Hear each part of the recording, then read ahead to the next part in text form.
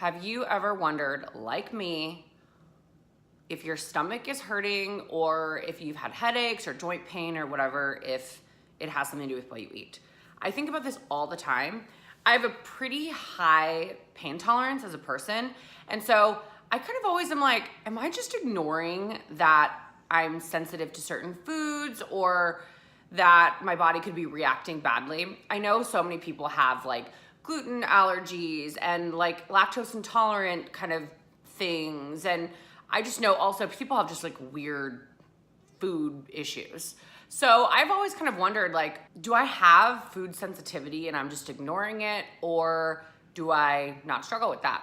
So I was reached out to by a company called Everlywell, which I'd actually heard of them before. So they have food sensitivity tests. They have a lot of different types of tests, but I took their food sensitivity one and I just got my results back, and I wanted to share kind of the process of getting one of these tests, because for me, I was like, is this like a mouth swab? Is this blood? Do I have to go somewhere? How do I do this whole process? So basically, it's really simple. You order a kit from Everlywell. They send it to your house. It comes in this like very clean little cute box. And what's inside are a couple different things. There's really super detailed instructions of how to register your kit, what to do, because I was like, how do I figure this out? So basically one little section of the kit, I would show you, but I already sent the kit in. One section of the kit is kind of your instructions and the kind of like cleanup kit with like Band-Aids and alcohol swabs and things like that. Then you have the part that I was really scared of, which was like the little needles. I think they're called like lancets or something, but they're basically these little needles that you put on your finger and then you press this button and they automatically draw blood. And I was so scared of that. I don't know why. I'll tell you about all that later. But then anyway, in the third compartment, there are shipping instructions and a little shipping kit. So that's how you return the samples back to the lab, and then they send you via email your samples. So you don't have to wait for anything in the mail after you send your kit in, which is super nice. Okay, so let's talk about poking your finger. I don't know why I was being such a freaking baby about this. Honestly, it's not a big deal to prick your finger. It's not a big deal. But I have never done it to myself before. And so I was like, literally my assistant Liz was sitting there and I was like, how do I do this? Like, can you do a countdown? It was the stupidest thing to be scared of, because when I did it, it was so painless. I was like, wow, I'm being a real baby about this. So the finger prick, if you're scared of that with this test, you don't need to be. I really blew that out of proportion.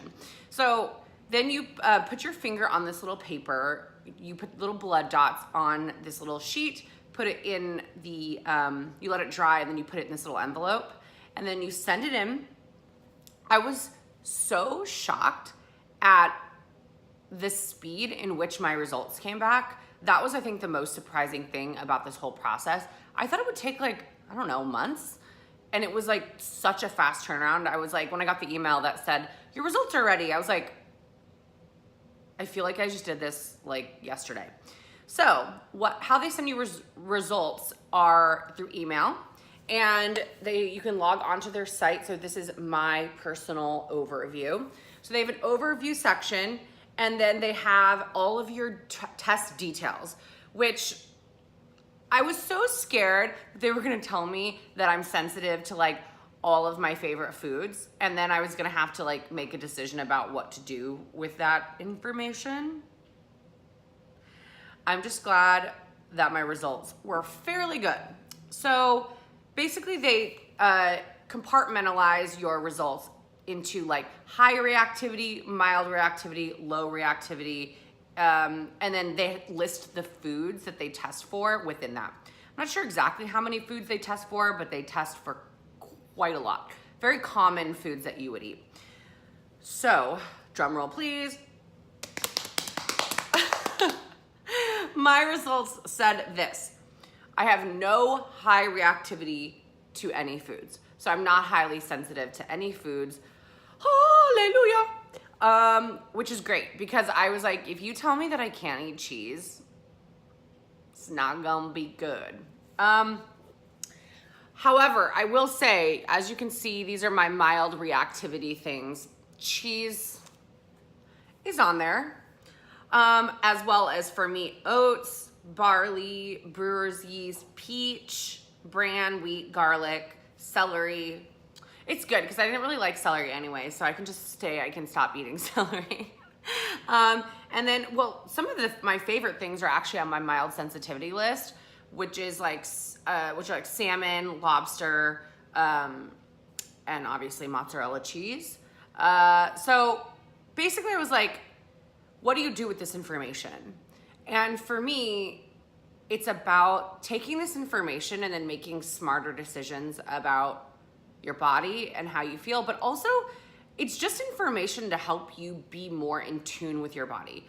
This test isn't about saying what you can't have, and that's what I realized through doing it. It's really about saying, oh, well, maybe, if I'm feeling like joint pain or headaches or something, maybe I can go back to this list and say, well, what have I been eating?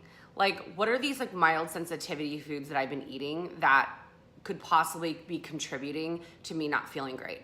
And so it's not, it's not a no more eating this. It's more about just having information about your body, which I think we all need, especially in this day and age where people are telling us all these things we shouldn't eat, or all these things to stay away from, or what's bad for us, what's good for us.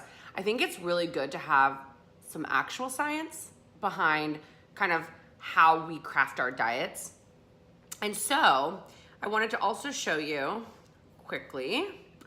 So they have your test results here, and then you can actually go down into to each food. So for me, like one of the foods I was mildly sensitive to was cottage cheese.